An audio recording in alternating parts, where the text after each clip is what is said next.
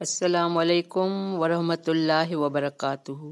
رب اشرح لی صدری ویسر لی امری واحلل عقدۃ من لسانی یفقہوا قولی رب زدنی علما آمین۔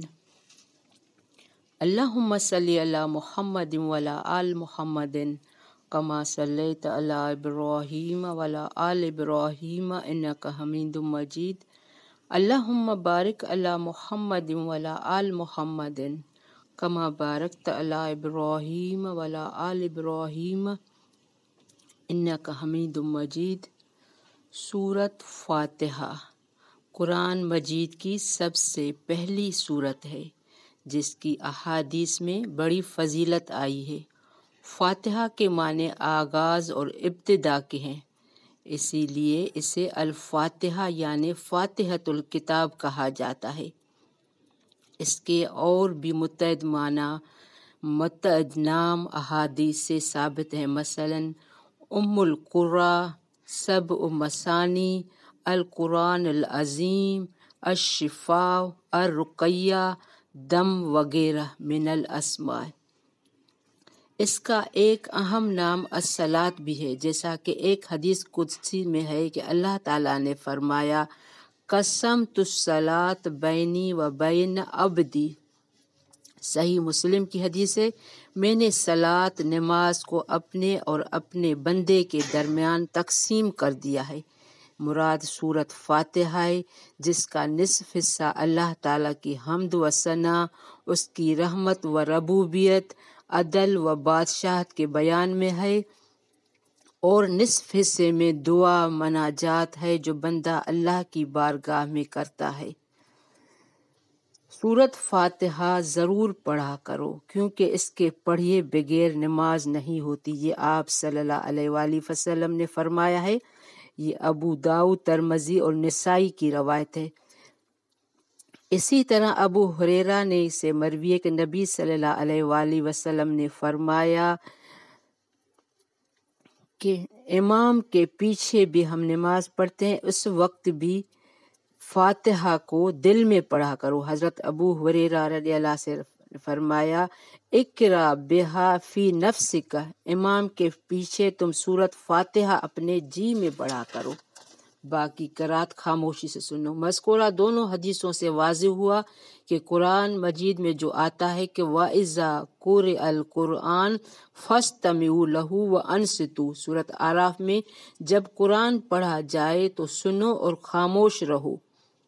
یا حدیث میں ہے کہ وَإِذَا قَرَأَ فَأَنصِتُوا، جب امام قرات کرے تو خاموشی سے رہو۔ کا مطلب یہ ہے کہ جوہری نمازوں میں مقتدی سورۃ فاتحہ کے علاوہ باقی قرات خاموشی سے سنیں۔ یہ سورت مکی ہے۔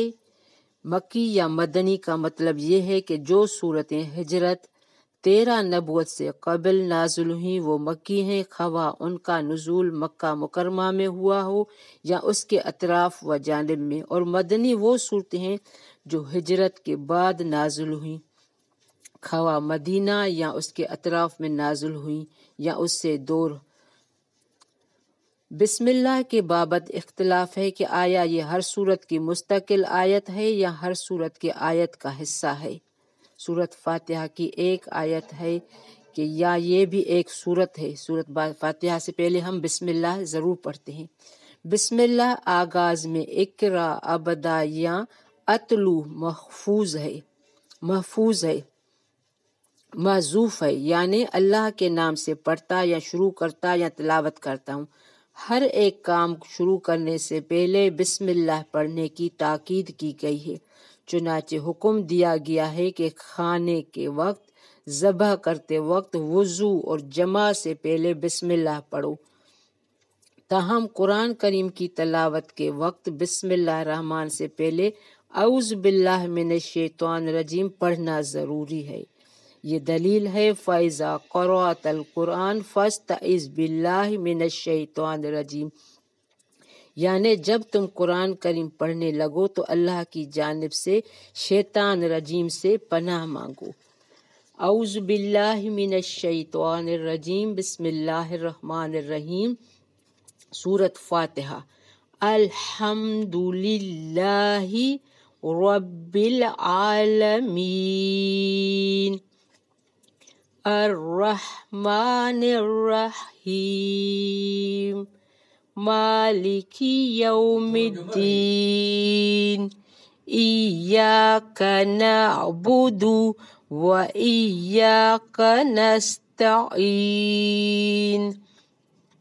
Ihdinas siratal mustaqim Siratal ladzina an'amta alaihim Ghairil maghdubi alaihim waladdallin. आमीन।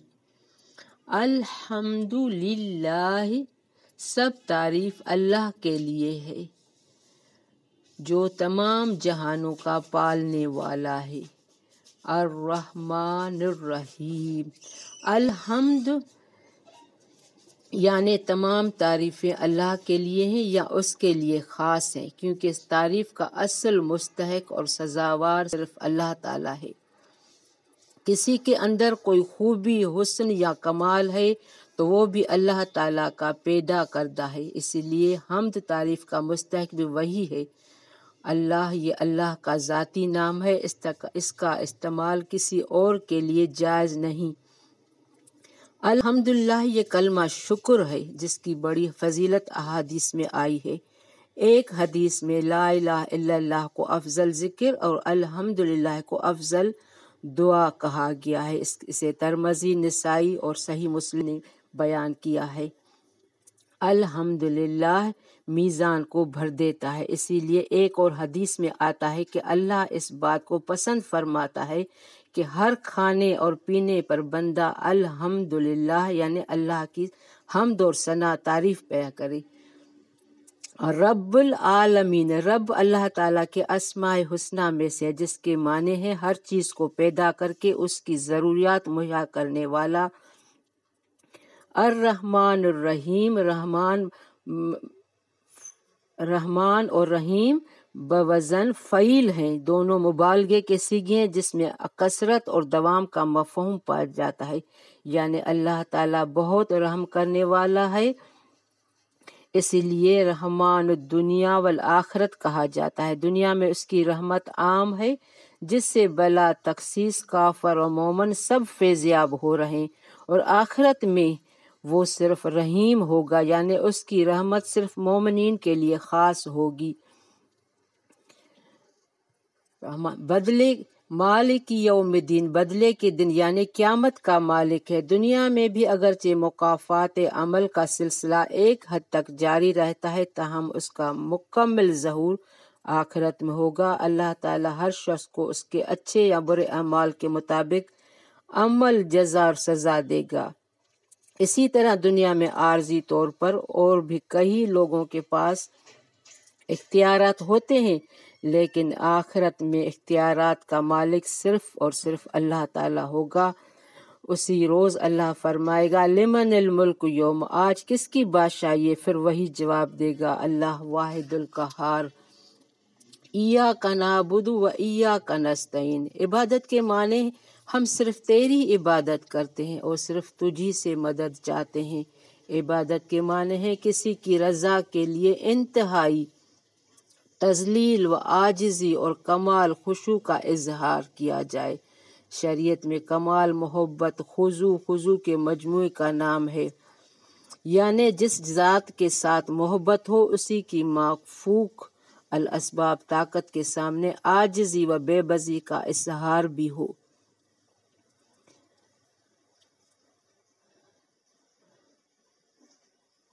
हत्ता के अम्बिया भी इंसानों की मदद हासिल करते हैं। हज़रत ईसा अलैहिस्सलाम ने फरमाया मन अंसारी इल्लल्लाह, अल्लाह के दीन के लिए कौन मेरा मददगार होगा।